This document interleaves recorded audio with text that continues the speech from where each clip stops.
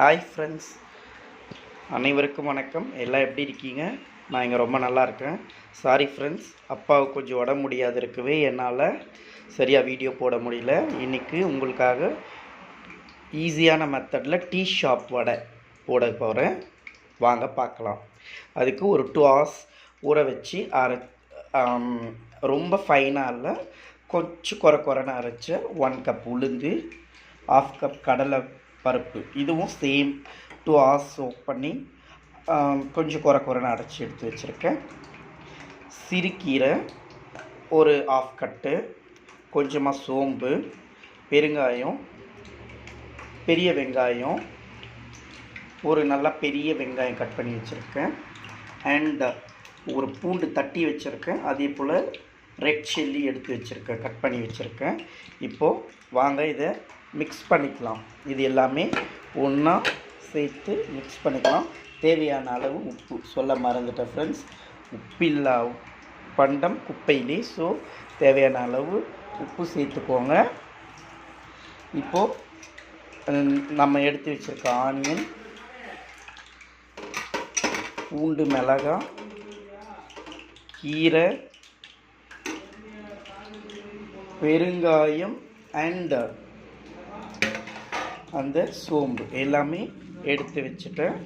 இப்போது எல்லாத்தையும் நல்லா ஃபைனாக நல்லா அழகாக பிசைஞ்சு வடை போட்டு எடுத்துக்கலாம்.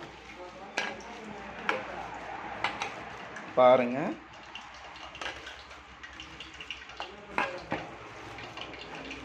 எவ்வளோ அழகாக நல்லா ஒன்றா சேர்ந்து வருது பார்த்தீங்களா?